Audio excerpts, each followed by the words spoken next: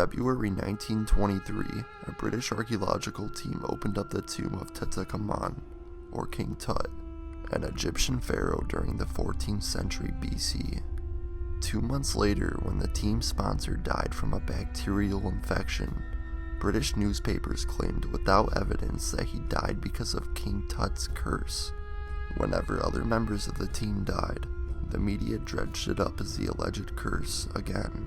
King Tut's curse and the famous mummy curses were invented by Europeans and Americans while their countries removed priceless artifacts from Egypt.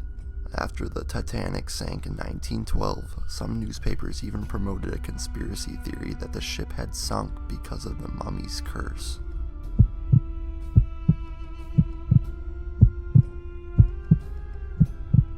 In the 1660s, the French gem dealer Jean-Baptiste Tavernier purchased a large diamond of unknown origin during a trip to India. By the 20th century, a myth had sprung up in the United States and Europe that Tavernier had stolen the diamond from a statue of a Hindu goddess. The newspapers and jewelers who spread this story claimed the diamond was cursed and brought bad luck to those who owned it. By 1839, the diamond supposedly ended up with Henry Philip Hope, a Dutch collector based in London and the source of the stone's modern name, the Hope Diamond. Sometime after this, European and American newspapers began claiming the Hope Diamond carried a curse.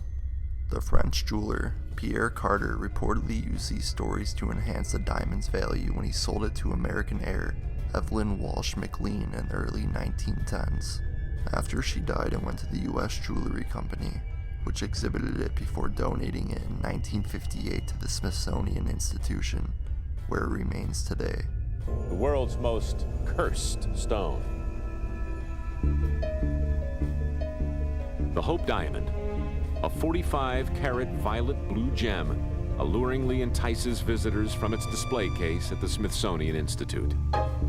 But what a long, strange trip it took to get there.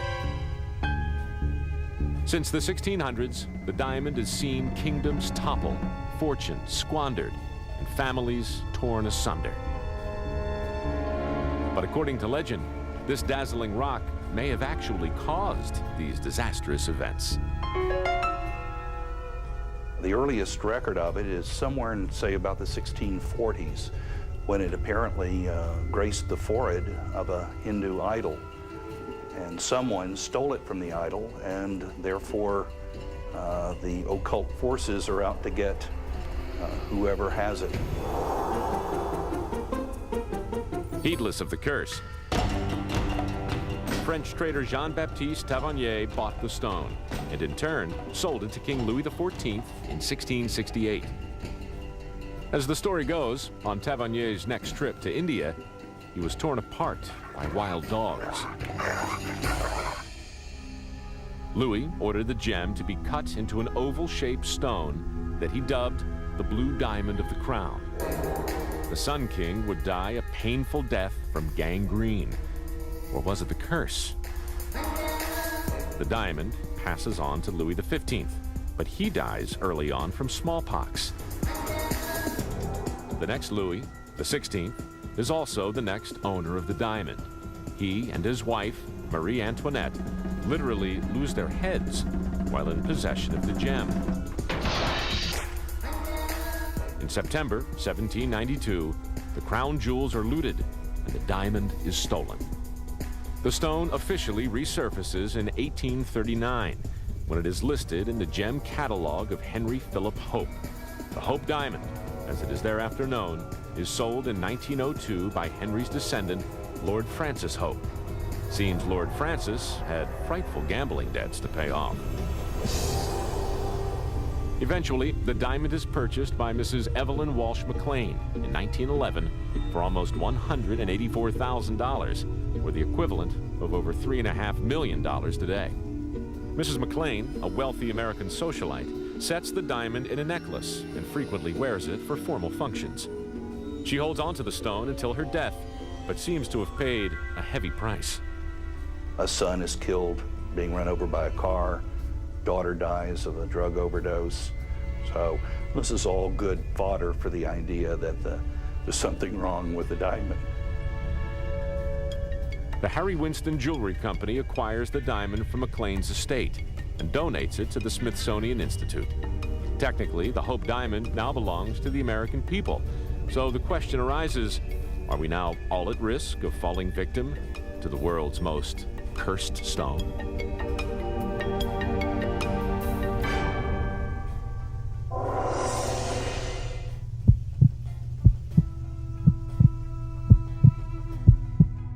In 1973, a group of archaeologists opened up the tomb to the 15th century Polish king, Kazimierz Jagiellon, in Krakow, Poland. As with the opening of King Tut's tomb 50 years before, European media hyped up the event, and the researchers involved allegedly joked that they were risking a curse on the tomb by opening it. When some team members began to die shortly after, some media outlets speculated it was due to the curse. Later, experts discovered traces of deadly fungi inside the tomb that can cause lung illnesses when breathed in. This was the cause of their deaths.